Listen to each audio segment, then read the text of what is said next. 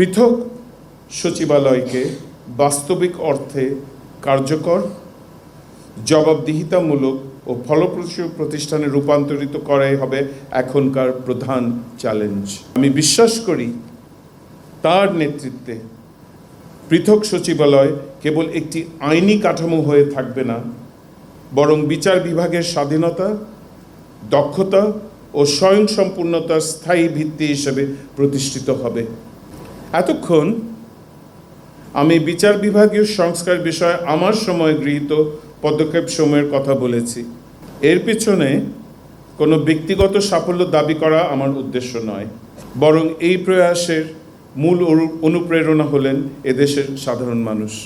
তাদের প্রতি আমার দায়বদ্ধতা ও জবাবদিহিতা নিশ্চিত করার জন্যই আমি আজকে সবাইকে আবারও সমবেত করেছি।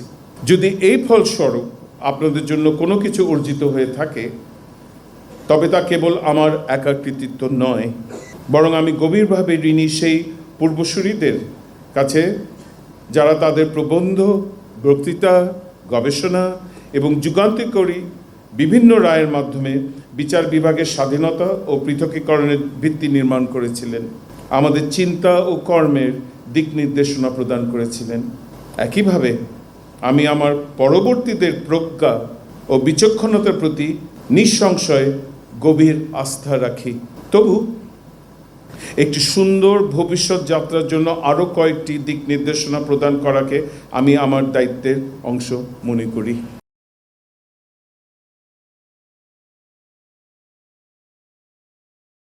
সর্বপ্রথম, পৃথক সচিবালয়কে বাস্তবিক অর্থে কার্যকর, জবাবদিহিতামূলক ও ফলপ্রসূ প্রতিষ্ঠানে রূপান্তরিত করাই হবে এখনকার প্রধান চ্যালেঞ্জ।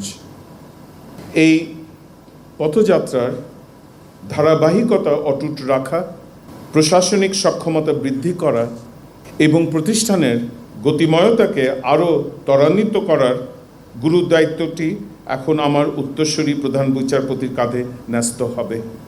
আমি বিশ্বাস করি তার নেতৃত্বে পৃথক সচিবালয় কেবল একটি আইনি কাঠামো হয়ে থাকবে না, বরং বিচার বিভাগের স্বাধীনতা, দক্ষতা ও স্বয়ংসম্পূর্ণতার স্থায়ী ভিত্তি হিসেবে প্রতিষ্ঠিত হবে। সম্মানিত উপস্থিতি, বিভাগের স্বাধীনতাকে এদেশের আপামর জনসাধারণের সাংবিধানিক সকল অধিকার সুরক্ষিত করার প্রধান নিয়ন্তা হিসাবে প্রতিষ্ঠিত করতে হবে। অসাধু বিচারকদের বিরুদ্ধে কঠোর ব্যবস্থা নিতে হবে। বিচারকদের দ্বারা সৃষ্ট যাবতীয় অন্যায়ের জন্য এখন থেকে অন্যের দিকে অঙ্গুলি নির্দেশ বন্ধ করতে হবে। জনগণের জন্য সংক্ষিপ্ত সময়ে সুবিচার নিশ্চিত করতে শতভাগ দায়িত্ব পালন করতে হবে। পছন্দসই পদায়নের জন্য রাজনৈতিক পদলেহন পরিহার করতে হবে। আমাদেরকে মনে রাখতে হবে, আইন বৃহত্তর রাজনীতির একটি অঙ্গ হলেও বিচারকদেরকে রাজনীতির ঊর্ধ্বে ওঠার প্রয়াস রপ্ত করতে হয়। কেবল ক্ষমতাবান শাসক শ্রেণীর পক্ষে প্রয়োজনীয় পরিবেশের ভারসাম্য রক্ষার দায়িত্ব নিলে বিচার বিভাগের আলাদা কোনো অস্তিত্বরই প্রয়োজন নেই। সে কাজের জন্য নির্বাহী বিভাগ ও পুলিশই যথেষ্ট। রাষ্ট্রের সাংবিধানিক ভিত্তি যে আদর্শকে ধারণ করেই